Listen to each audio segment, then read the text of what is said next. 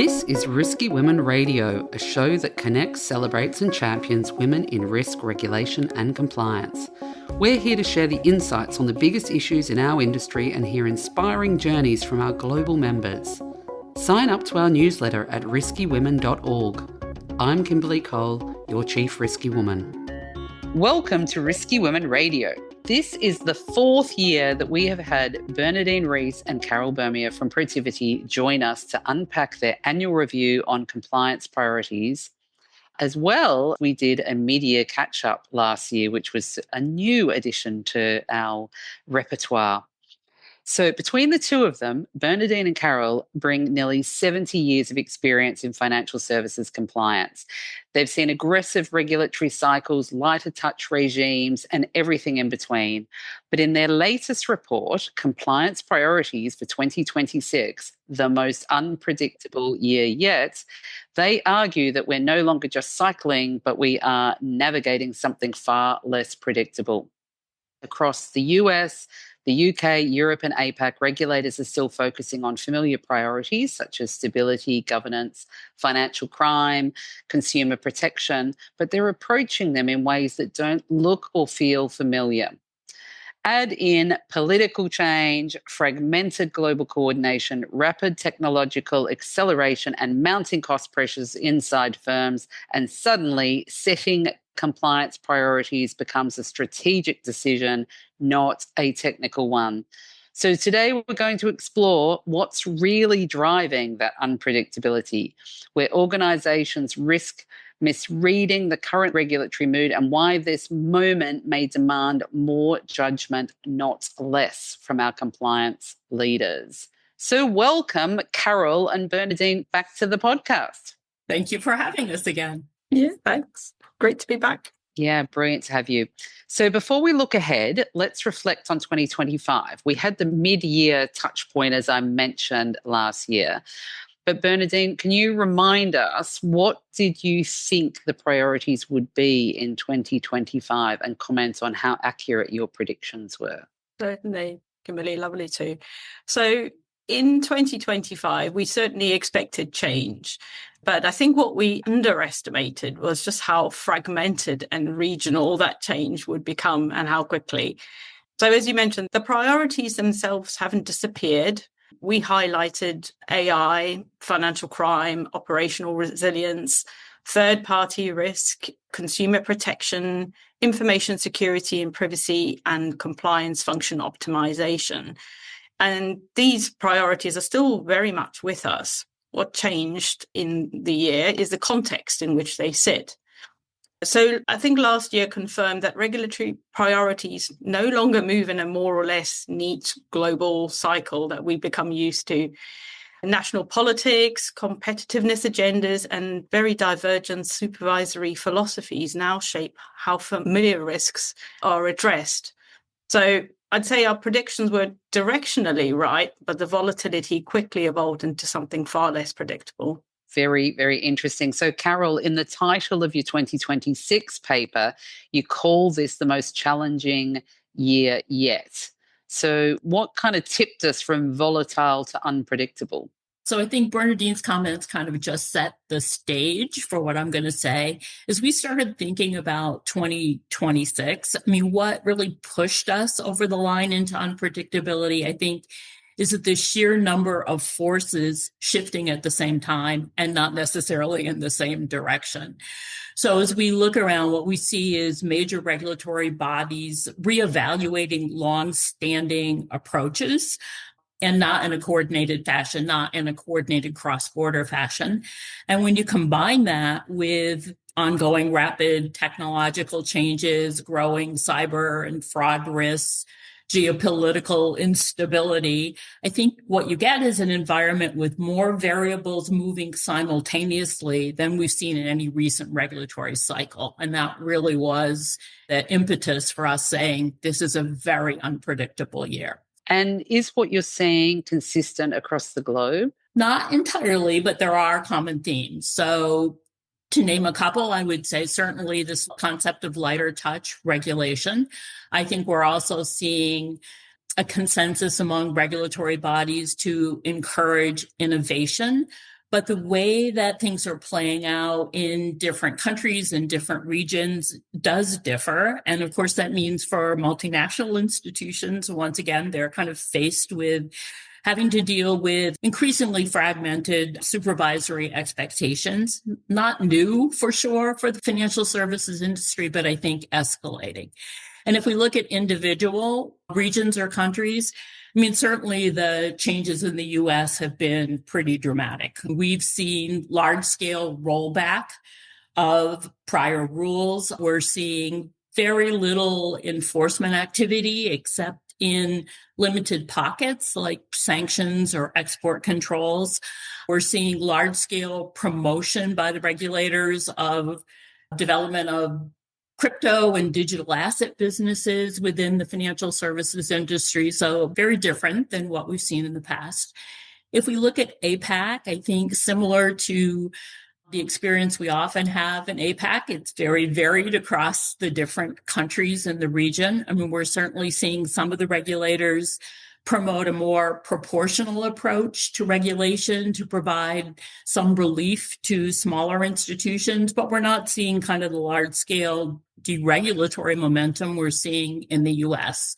And Bernadine, maybe I could ask you to comment on the EU and the UK.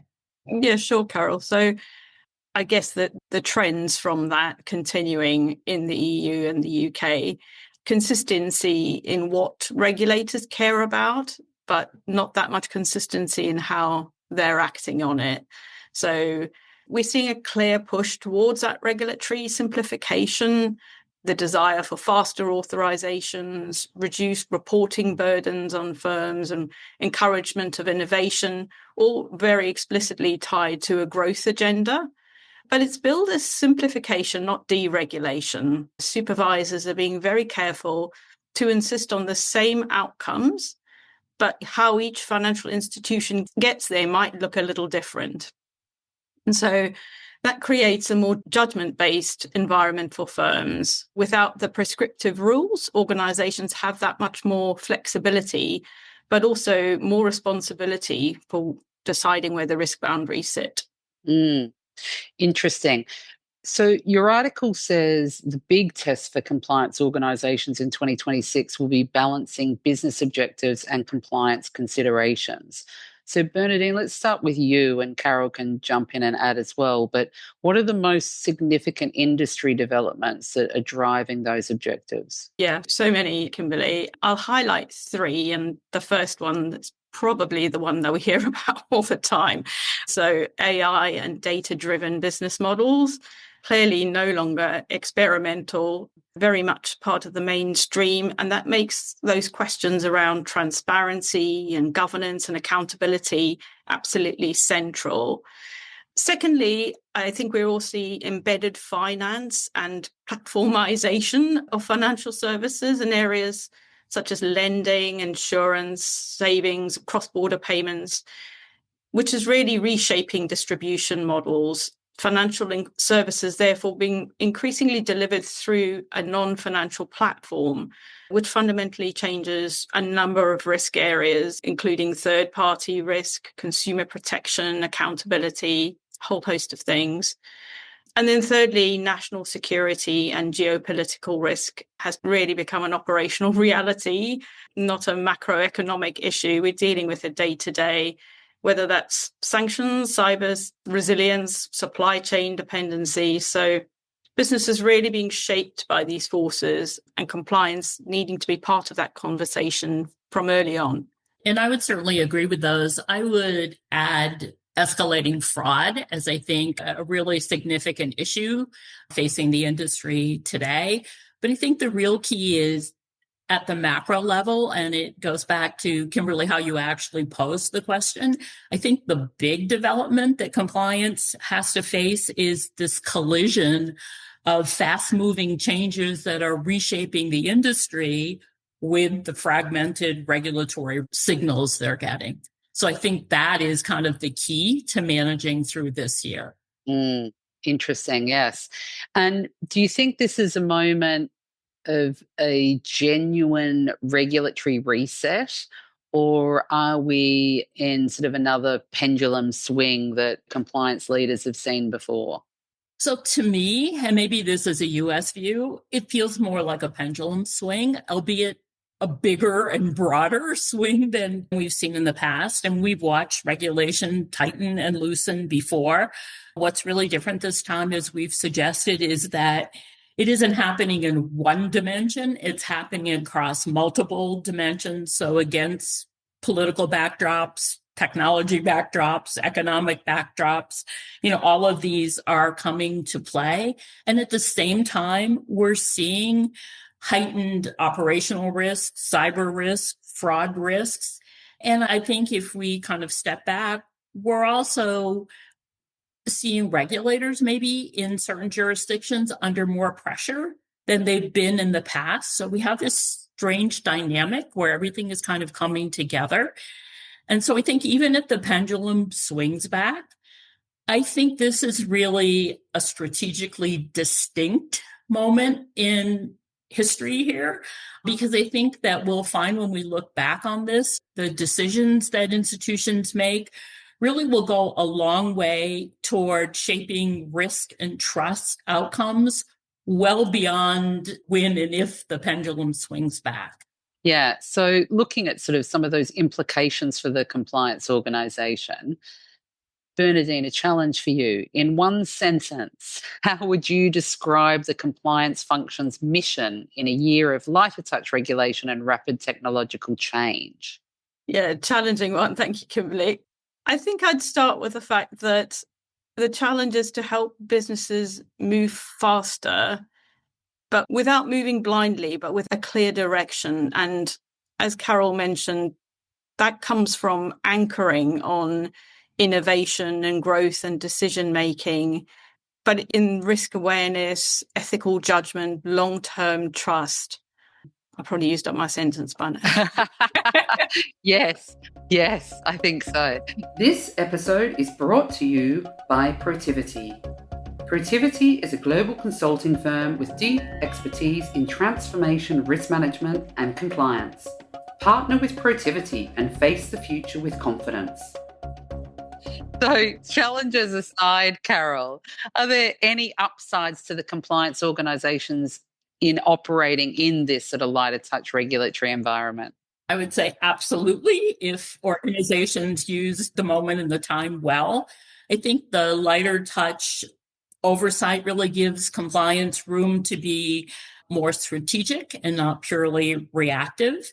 And this should allow compliance to develop deeper collaboration with the business and shift toward outcomes-based thinking, which I think makes it easier for compliance to align again with the strategic goals and the risk appetite of the organization.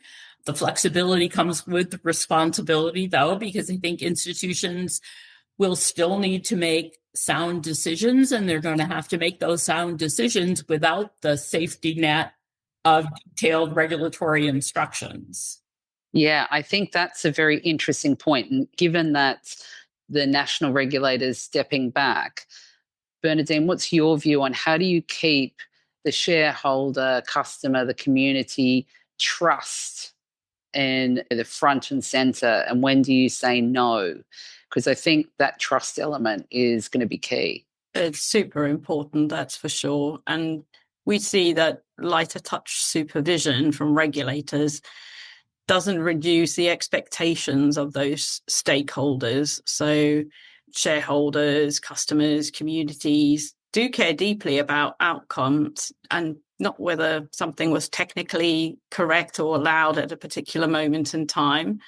So compliance has to act as the organization's conscience, really. And that means asking, how will this decision look when we look back and the cycle turns? Or would we be comfortable defending this decision publicly?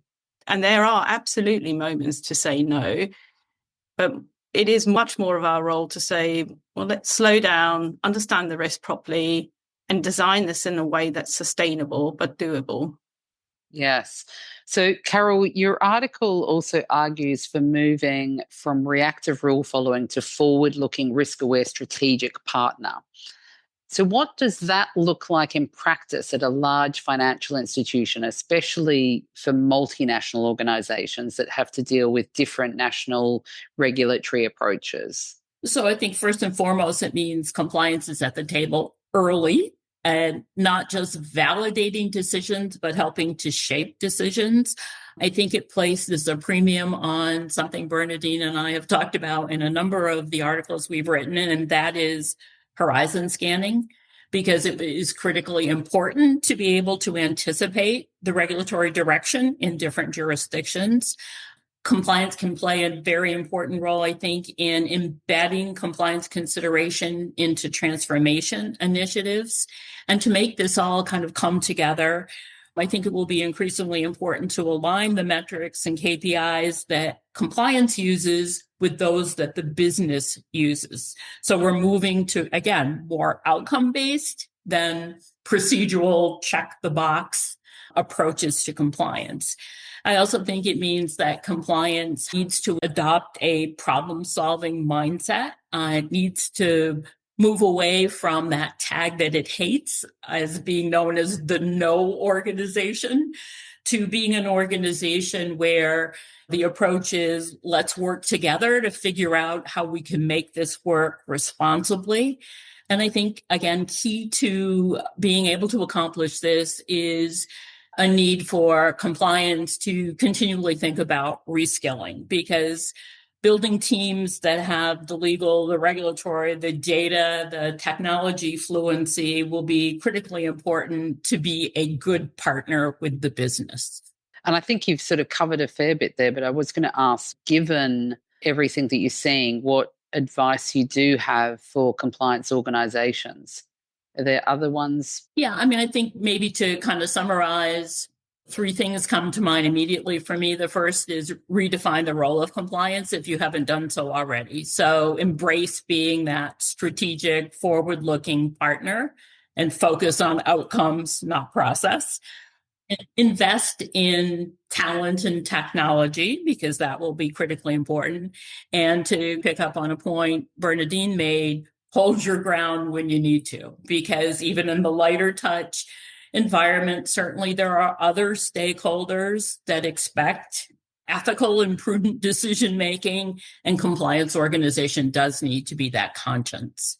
Yes. Anything from you, Bernadine? Yeah, I'd add that this isn't the moment for compliance to become cautious or inward looking, as might be quite tempting. I think in lighter touch and less predictable regimes, the organizations that struggle are the ones that wait for certainty before they do anything, and that certainty never comes. So compliance would be well advised to focus on those regulatory outcomes and retaining the trust of stakeholders in decisions that are ethically sound. Interesting. So given all of this, I think there's a lot going on with technology and innovation. So let's look at some of that, because often with all of this uncertainty, we see cost cutting. And when cost cutting hits, compliance is often first in the firing line. So what are your thoughts around tech and innovation? And let's explore whether doing more with less finally breaking the compliance operating model, is it going to do that? Or is it really going to force innovation, which you've mentioned a bit? So we've got AI, digital assets, quantum computing. What emerging technology do you think compliance teams are most underestimating for 2026? So, Carol, your thoughts? I'm going to say quantum computing. And I don't think that that is limited to the financial services industry. I think, as you know, Kimberley, we publish an annual top risk survey in conjunction with the ERM Institute at North Carolina State University. And we published the 14th version of this in December. And I have to say, I was surprised across the board, across industry, at how little concern executives and board members were expressing around the evolution of quantum computing. It was really striking to me. Obviously, AI gets the most attention, but I think quantum could be really a looming blind spot. And to me, the interesting thing is that the moment that Q day, the day when current encryption can be broken, arrives, today's cybersecurity frameworks will be obsolete. So, and I feel like the regulators are kind of in the very early stages of considering impacts here. But to me, the operational, the financial, the trust consequences of not being prepared could really be massive. And interesting on the regulators, is the biggest risk that regulators move too slowly on AI or that they move too fast and lock in the wrong assumptions? Honestly, I think both risks are real, but locking in the wrong assumptions worries me much more, I think. AI is evolving at a pace that regulators simply can't match. And overly rigid and structured frameworks, I think, risk becoming obsolete pretty quickly. So I think that's why at those outcomes-based, principle-driven approaches matter. Firms won't be able to wait for perfect regulatory clarity, but they do need to press ahead with strong internal governance, clear accountability, model oversight, bias mitigation and transparency, those types of big issues so that they're resilient regardless of how regulation eventually lands. And you mentioned Q Day, Carol. So quantum risk often still sounds abstract to many firms. At what point does Q Day stop being theoretical and become a board level compliance issue? I would say it already is, or it already should be. I think although the timeline to Q Day continues to be debated, I think the risk is really asymmetric, by which I mean investing in preparedness now in the scheme of things could be relatively inexpensive, but being late could be catastrophic. So I would expect board level committees, compliance committees to already be talking about preparedness and doing scenario planning. Because I think the reality is that when Q Day does arrive, the window to react will be very short. It won't be months, it won't be years, it'll be hours or days. So I was going to say, can you define Q Day for us? Because often we have sort of younger, emerging talent, and it'd be good to make sure that we're explaining that. The short answer is it's the day when current encryption can be broken. So it kind of sets a whole new framework for how we're going to have to manage going forward. So a lot of content there, and obviously everyone should read the report where there's a lot more detail. But bringing all of this together, if someone only remembers one thing from the report, what should it be and why does it matter now and not in 5 years' time? So I think one thing the compliance organization should remember is that unpredictability doesn't reduce accountability. And Bernadine made this point earlier. I think with regulators stepping back in some jurisdictions, it's time for institutions to step forward. And this is really the moment for compliance to help define what responsible innovation and risk-aware growth looks like before we have another wave of regulatory tightening. And I think the organizations who really look at the current situation as a strategic inflection point will emerge stronger, more resilient, and more trusted in the end. I'd add that for 2026 and probably for a few years to come, compliance isn't about ticking boxes. It's about judgment and using technology wisely. We see that the organizations that succeed will be those that embed compliance into strategy, into innovation and culture, because when the rules feel less certain, that external stakeholder trust becomes a very valuable asset. Very interesting. So thank you for that. And we'll come back to wrap up after this. But we thought we'd add in a little rapid fire round. So once again, making you try to keep it short and sharp. So the first one KPI that you would retire and one that you would add to drive outcome-based compliance. I would retire number of policies updated. It measures activity, not impact.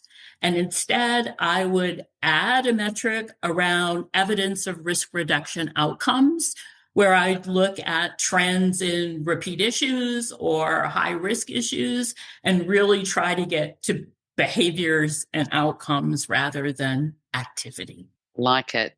Bernadine, you got?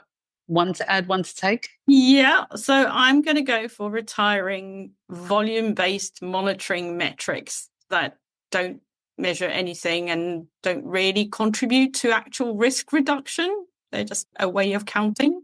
And I'm going to go for adding time to risk decision. So some measurement of how early compliance gets involved and how quickly compliance helped the business to reach a conclusion on a matter. Okay. Name one AI control that you would automate first and why. Carol? That one's easy to me because to me, it has to be transaction monitoring. I think that AI holds such promise for both AML and fraud monitoring that it's got to happen. Yeah, mine is actually similar. So it's AI for those broader surveillance and monitoring activities in compliance, prioritizing alerts by the real risk rather than by volume, and allowing compliance to focus on judgment where it actually matters rather than endless lists of false positives. Yeah. And one regulation you expect to be most disruptive in 2026 and why? So I'm going to go with one set of regulations, if I may, and I'm going to say digital asset and tokenization frameworks, because clearly regulatory bodies all over the globe are rolling out frameworks, not a lot of coordination again, creating a lot of ambiguity around AML obligations, consumer protection, even ops risk. So I think this will be a challenging area for the industry.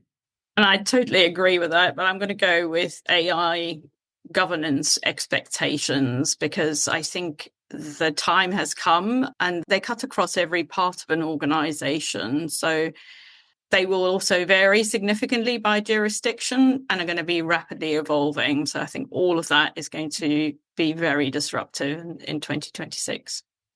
Okay. And if you had to simplify one compliance process tomorrow, which would it be with your magic wand?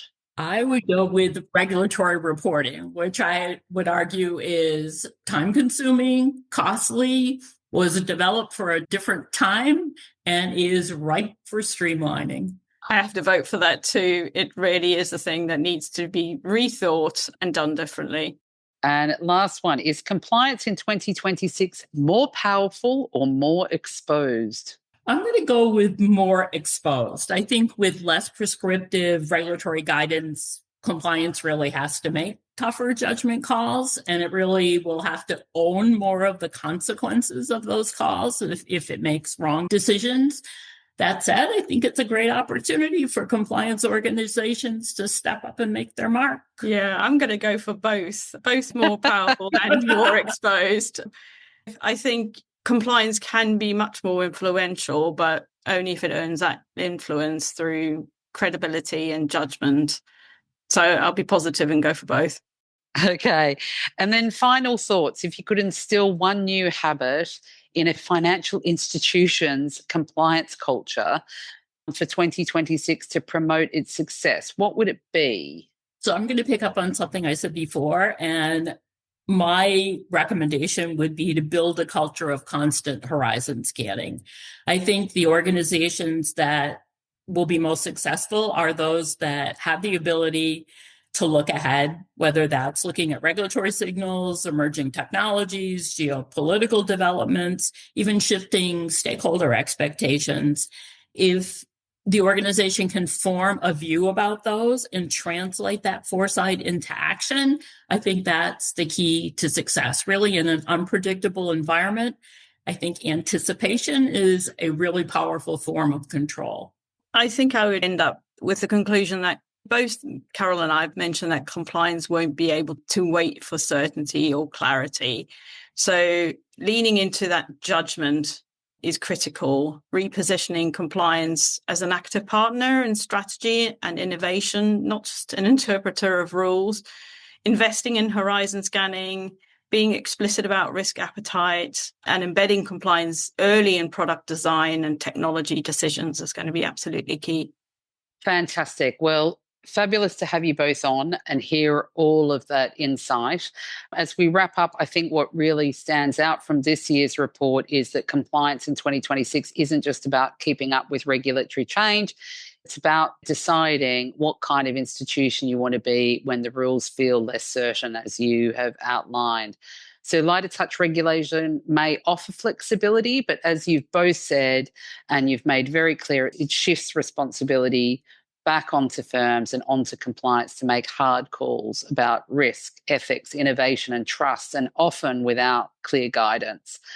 So this is the fourth time we've hosted this annual conversation, and what's really striking to me is how much the role of compliance itself has changed, from rule enforcer to strategic partner, from reactive function to organizational conscience. So I would recommend, if you're a compliance leader planning for 2026, this report isn't just a checklist, it's provocation and a reminder that unpredictability doesn't remove accountability. So we'll give you the link to the full Protiviti compliance priorities for 2026 report in the show notes. And I strongly encourage you all to read it, particularly the sections on regulatory simplification, technology risk, and the future of compliance function, which we've touched on in nearly every podcast that we've done. So Bernadine and Carol, thank you for joining us again and for continuing to challenge how we think about compliance in moments like this. Our pleasure. It will be an interesting year to watch. Absolutely. So thank you and look forward to speaking with you again soon. Thank you for listening to this episode of Risky Women Radio. Be part of the ongoing conversation and learn more about our events and other programs at riskywomen.org.